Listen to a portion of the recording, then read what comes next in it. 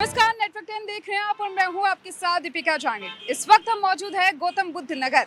जी हां, जिसे आमतौर पर राजधानी कहा जाता है, उत्तर प्रदेश की आर्थिक राजधानी कहकर भी बुलाया जाता है और आमतौर पर आम बोलचाल की भाषा में हम उसे नोएडा भी कहते हैं। यहां से उत्तर प्रदेश की सीमा लगती है, यहां से उत्तर प्रदेश की शुरुआत होती है और अगर हम बात करें दिल्ली की, तो यहाँ से दिल्ली जो है उसकी शुरुआत होती है। अब देखिए 2024 के चुनाव की बात करें तो 2024 के चुनाव को देखते हुए सियासी माहौल जो है वो देश में गरमाया हुआ है। हर तरफ सियासत देखने को मिल रही है, चाहे वो दिल्ली की बात हो, उत्तर प्रदेश की बात हो या फिर पूरे देश की ही क्यों ना बात हो, हर तरफ 2024 के चुनाव को लेकर माहौल गरमाया हुआ है। और गौतम बुद्ध नगर सीट की अगर बात करें तो इसके बारे में छोटी सी जानकारी मैं लेना चाहूंगी हमारे वरिष्ठ सहयोगी राजकुमार चौधरी से। दीपिका, ये बेसिकली उत्तर प्रदेश की आर्थिक राजधानी के तौर पे भी माना जाता है इसको। और गौतम बुद्ध नगर लोकसभा सीट की यदि बात करें तो इसको आज़ादी से अभी तक खुर्जा लोकसभा सीट के तौर पे इसको जाना जाता रहा है। और 2009 में पहली बार ये जनरल सीट हुई, उससे पहले रिजर्व थी। और कांग्रेस बहुत लंबे समय तक बड़ा वर्चस्व रहा कांग्रेस का। कई बार कांग्रेस के जो नेता हैं वो इस पर मेंबर ऑफ पार्लियामेंट रहे। और क्योंकि बिल्कुल सटा हुआ है, इसकी गौतम बुद्ध नगर की एक जो सीमा है वो हरियाणा से लगती है और एक सीमा देश की राजधानी दिल्ली से सटती है। इसमें 5 विधानसभा क्षेत्र आते हैं, नोएडा, उसके अलावा जेवर, उसके अलावा दादरी, सिकंदराबाद और खुर्जा। ये 5 विधानसभा क्षेत्र इसमें पड़ते हैं। 28 लाख के आसपास वोटर हैं। और 2009 में पहली बार बहुजन समाज पार्टी, क्योंकि मायावती की जो गृह जनपद है, जो सुप्रीमो हैं बहुजन समाज पार्टी की, उनका गृह जनपद भी गौतम बुद्ध नगर माना जाता है।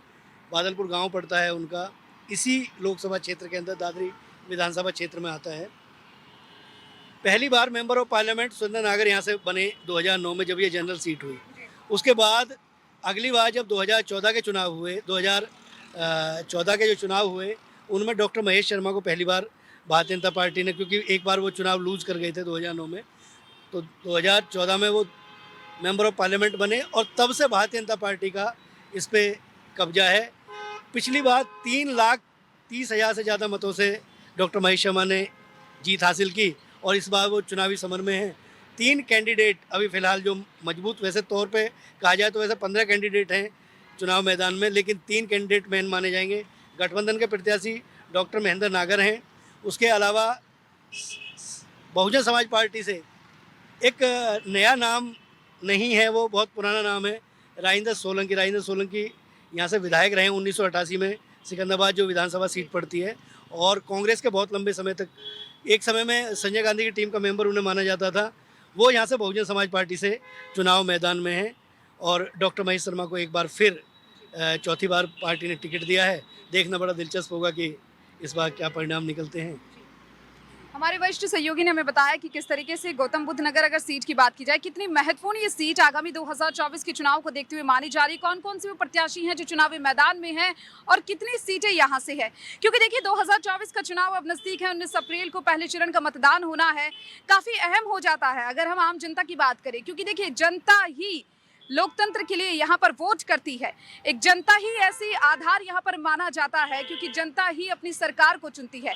और आज हम यही जानने निकले हैं कि 2024 के इलेक्शन को लेकर जनता का आखिर मूड क्या है, जनता कौन से प्रत्याशी से कितना खुश है, क्या कुछ ऐसे मुद्दे हैं जो जनता चाहती है, जिनको आधार मानकर जनता वोट करना चाहती है। तो आइए, 2024 का इलेक्शन बहुत खास है। सभी से हमने बातचीत की, यहाँ पर जाना कि 2024 के इलेक्शन को लेकर आखिर जनता का क्या मूड है, जनता क्या चाहती है। और इस वक्त मैं मौजूद हूँ नोएडा के वेव सिटी सेंटर और यहाँ पर हम मौजूद हैं और जानेंगे यहाँ पर आखिर यहाँ पर जनता क्या सोचती है, क्या कुछ बेस है, क्या कुछ आधार है जनता का जिस बेस पर जनता वोट देना चाहेगी। और यूथ यहाँ पर मौजूद है, हमारे साथ यूथ के बीच में मौजूद है, इनसे बात करना चाहेंगे कि आखिर वो क्या सोचते हैं 2024 के चुनाव को लेकर। 2024 के चुनाव है, काफी बेहद खास माना जा रहा है 2024 का साल। वोट देंगे आप किस आधार पर देने वाले? बीजेपी को ही वोट देंगे। जो इतना मोदी जी ने जो इतना अच्छा काम किया है 10 सालों के अंदर, किसी नेता ने आज तक नहीं किया है। और भी हमारे साथ यूथ यहाँ पर मौजूद है, उनसे भी बात करना चाहेंगे। वोट देंगे आप? हाँ। क्या कुछ आधार मानकर वोट देने वाली हैं? बेस क्या रहेगा वोट देने का? बेसिकली जो भी है अभी जो इम्प्रूवमेंट हुआ है उसी चीज़ को लेकर कि उससे और ज़्यादा बेटर इम्प्रूवमेंट हो। कौन से सेक्टर में इम्प्रूवमेंट मतलब देखती हैं आप अपनी अ, नज़र से, अगर आपकी नज़र से बात करें? अगर मैं बात करूँ तो जो रोड साइड लोग हैं जिनके पास घर नहीं होते बेसिकली उन पे कुछ ज़्यादा अच्छे से फोकस किया जाए तो ज़्यादा अच्छा होगा। छोटे छोटे लोग जो भीख मांग रहे होते हैं, छोटे बच्चे, कभी कभी क्या होता है ना कि वो खुद से ध्यान नहीं रख रहे होते, कोई भी गाड़ी होती है वो इधर से उधर टक्कर मारती है, एक्सीडेंट हो जाते हैं, उस पर कॉन्सेंट्रेट किया जाए तो ज़्यादा अच्छा होगा। चलिए, और भी यूथ हमारे साथ मौजूद है, उनसे भी बात करना चाहेंगे। 2024 का इलेक्शन है, किस तरीके से देखते हैं 2024 के इलेक्शन को? देखना क्या है मैम इसमें, एकदम सीधा मोदी जी 400 पार का उनका एक ही संकल्प है और वो पूरा होगा। आपका भी कुछ मुद्दा होगा, वोट दे रहे हैं आप, अपना आपका राइट है। मैम आपको हमारा वोट करना। कोई भी मुद्दा हो, मुद्दे तो बहुत सारे हैं जी, कौन कौन से मुद्दे वही हम जानना चाहते हैं। मैम। मेरा कहने का मतलब अगर हम बीजेपी को सपोर्ट करें तो उसमें सारे मुद्दे हैं। जी, वही मुद्दे कि क्या आप रोजगार, सुरक्षा, शिक्षा, क्या है? ऑल इज वेल है, सब कुछ ठीक चल रहा है और जिनको दिक्कत है बीजेपी से उनको तो कोई भी रीजन हो तो उनको तो मतलब ही नहीं है कोई। 400 पार का नारा बोल रहे हैं इस बार? बिल्कुल। देखिए, 2024 का चुनाव काफ़ी खास हो जाता है। कई मायनों में 2024 का साल भी बहुत खास, और इस वक्त हम लोग मौजूद हैं नोएडा के अंतर्राज्यीय बस अड्डे पे, और जिस बस में इस वक्त मैं मौजूद हूँ वो बस नोएडा से हाथरस जा रही है, और यहाँ पर जो बस में यात्री सवार है उनसे जानेंगे 2024 को लेकर क्या कुछ उनका मूड है। तो चलिए आगे बढ़ते हैं। 2024 का चुनाव है, किस तरीके से देखते हैं? बहुत अच्छा मोदी क्या कुछ मुद्दे हैं आपके जिसको आधार पर मानकर आप वोट देना चाहते हैं? अच्छा काम कर रहा है, मोदी हमारे लिए किसानों के जी, किसानों के लिए बहुत अच्छा काम कर रहा है। किसानों की कौन कौन सी योजना है? जैसे आपने बताया किसानों के लिए अच्छा काम कर रहा है। सारा क्या काम कुछ- सारा काम अच्छा कर रहा है हमारे लिए, वो कि जो कांग्रेस ने करा था वो उससे अच्छा मोदी कर रहा है, क्योंकि मोदी अच्छी पहुंच भी अच्छी है मोदी की। जी, हाँ। चलिए आगे भी जानना चाहेंगे। 2024 का इलेक्शन है, क्या कुछ प्रमुख मुद्दे हैं? मुद्दे कोई नहीं, सही चल रहा है, अच्छा चल रहा है, बढ़िया चल रहा कोई मुद्दा जो आप ध्यान में रखकर वोट देना चाहते हो? है। नहीं मतलब बढ़िया है मोदी सरकार। जी, देखिए, लगातार हम बातचीत यहाँ पर कर रहे हैं, यूथ भी हमारे साथ मौजूद है, उनसे भी बात करना चाहेंगे। मैम, 2024 का इलेक्शन है, काफ़ी अहम ये जो साल है वो माना जा रहा है। यूथ आप हैं, कौन कौन से ऐसे मुद्दे हैं जिनको बेस मानकर आप वोट करना चाहेंगे? मैम पहली बात तो मैं यही कहूँगी कि मैं बीजेपी की टोटली अगेंस्ट हूँ, टोटली अगेंस्ट, बिकॉज मुझे नहीं लगता कि अब डेमोक्रेसी रह रही है। मतलब धीरे धीरे आप देख रहे हैं कि डेमोक्रेसी अब बची ही नहीं है। मतलब यही तो स्टार्टिंग पॉइंट है ना। आप खुद देखिए ना कि क्या हो रहा है इंडिया में, सब कुछ प्राइवेट हो रहा है धीरे धीरे करके। या तो मतलब मैं तो टोटली इसके अगेंस्ट हूँ बीजेपी के, तो बीजेपी के लिए मेरा कोई भी वोट नहीं जाएगा। तो अपोजिशन में किसको मतलब चेहरा मानती हैं आप? क्योंकि आपने कहा बीजेपी के आप अगेंस्ट हैं, तो या अपोजिशन में किसको चेहरा तो मैं तो कांग्रेस के साथ हूँ। जी। मैं चाहूँगी कि कांग्रेस आए इस बार। या आप क्या कुछ कहना चाहेंगे? मेरे को लगता है कि रीजनल पॉलिटिक्स ज़्यादा इंपॉर्टेंट है। लाइक जो मेरा रीजन है उस एरिया में जो ज़्यादा बेटर कर रहा है तो उसको वोट जाना चाहिए। जैसे मेरे एरिया में बीजेपी पर्सनली ज़्यादा बेटर कर रही है तो उसका वोट रहेगा। मुद्दे कौन कौन से? क्योंकि यूथ हैं आप, रोजगार, सुरक्षा, कई सारे ऐसे मुद्दे हो जाते हैं, उनको देखेंगे तो। सबसे इम्पोर्टेंट मुद्दा मेरे को लगता है कि पहले तो कनेक्टिविटी होनी जी। चाहिए चीज़ों के लिए, लाइक वो इंटरनेट से रिलेटेड हो या फिर लाइक रोडवेज वगैरह सारी चीज़ों की, ताकि बेटर चीज़ें हो सकें, बस ये। और भी यात्री यहाँ पर मौजूद हैं, उनसे बात करना चाहेंगे, आगे बढ़ेंगे।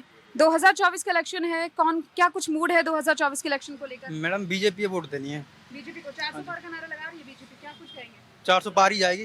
जी, मोदी की गारंटी की बात भी होती है, चुनावी जनसभा वगैरह सुनते हैं आप, देखते हैं? हाँ जी, जी, मोदी गारंटी है जी 400 पार जाएगी। अब मोदी को ना ये बहुत कांग्रेस है, कांग्रेस ने क्या कर दी 70 साल में। जी, मोदी है जब से महंगाई तो बढ़ गई, महंगाई बढ़ रही है बराबर, महंगाई छोड़ो, लेकिन रोड देखे, रोड भी ये टकाटक बन रहे। पहले खड्डे खड्डे सड़क देखे करे खड्डे में, अब देख रहे हैं रोड। ठीक है जी मैम। चलिए, हमारे साथ एक फर्स्ट वोटर भी है जो पहली बार अपने वोट का प्रयोग करने वाली है, उनसे भी जानेंगे। फर्स्ट वोटर आप इस बार पहली बार वोट देने वाली हैं, यस मैम। तो आपके लिए इस बार का जो इलेक्शन है काफ़ी बहुत ज़्यादा इंपॉर्टेंट हो जाता है, किस तरीके से देखती हैं?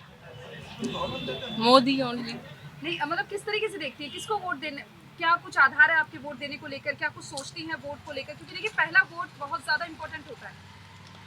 Only Modi ma'am, sorry. चलिए आगे बढ़ेंगे, आगे भी यहाँ पर लोग मौजूद हैं, उनसे भी ज़रा जानना चाहेंगे 2024 के इलेक्शन को लेकर क्या कुछ मूड बनाया है इस बार? इस बार बीजेपी को ही वोट देना है, जी, जिससे कि मतलब बहुत सारे मतलब उन्होंने जो काम किया है, जैसे कि विकास किया, जैसे कि सड़कें हैं, आपका रोजगार तो नहीं इतना दिया उन्होंने, बट जो आम जनता के लिए सुविधाएं करी हैं वो काफ़ी महत्वपूर्ण है हमारे लिए। जो योजनाएं जो चलाई जा रही हैं सरकार के द्वारा, उनका लाभ लिया है आपने? हाँ जी, योजना का लाभ लिया जी, जा रहा है। कौन-कौन सी योजनाएं? जी। जैसे किसान सम्मान निधि है और उज्ज्वला योजना है, इन सबका मतलब लाभ मिल रहा है। 2024 2024 का ये साल काफी महत्वपूर्ण है क्योंकि 2024 में लोकसभा इलेक्शंस होनी है। ये आपको और हम सबको पता है और जनता को भी पता है कि 2024 का जो साल है वो काफी महत्वपूर्ण होने वाला है। कई मायनों में ये साल बहुत खास है। 19 अप्रैल से पहले चरण की वोटिंग होने वाली है और उसी को देखते हुए कि क्या कुछ मूड है जनता कौन से ऐसे मुद्दे हैं जिनको लेकर बातचीत करना चाहती है, जिन मुद्दों को बेस में रखकर जनता अपना वोट, अपना बेशकीमती वोट जो है वो प्रत्याशी को देना चाहती है, वो आज हम जानने निकले हैं। और हम मौजूद हैं सेक्टर 27 की इंदिरा मार्केट में। यहाँ पर हम जनता से उनका मूड जानेंगे, क्या कुछ उनका मूड है आगामी चुनाव को लेकर, क्योंकि देखिए 19 अप्रैल से चुनाव जो है वो शुरू हो रही है, मतदान प्रक्रिया पूरी तरह से शुरू हो जाएगी और उसको देखते हुए जनता से हम बातचीत करेंगे। आइए, वोट किसको देंगे? वोट जी, वोट जोगी हैं जिंदाबाद। उनको वोट देंगे। हाँ उनको मुद्दे देंगे। कौन कौन से विकास को लेकर? विकास देखो जी, सब चीज अच्छा चल रहा है इस टाइम, बढ़िया है सब चीज क्या, जिसमें क्या क्या इंक्लूड करते हैं? सब चीज। इसमें सड़क भी है, लाइटें भी है, हमेशा रहती है, कोई परेशानी नहीं है, क्राइम भी नहीं है। चलिए देखिए, सभी के लिए उनके मुद्दे जो हैं वो अलग अलग मुद्दे हैं। सभी लोग अपने अपने मुद्दों को लेकर 19 अप्रैल का इंतजार करें, क्योंकि देखिए 19 अप्रैल के दिन पहले चरण की वोटिंग होने वाली है। वो दिन भी काफ़ी अहम माना जा रहा है क्योंकि जनता का जो मूड है उसी के ऊपर आगामी जो चुनाव है वो पूरी तरीके से डिपेंड है, पूरी तरीके से निर्भर करता है कि क्या कुछ जनता का मूड है।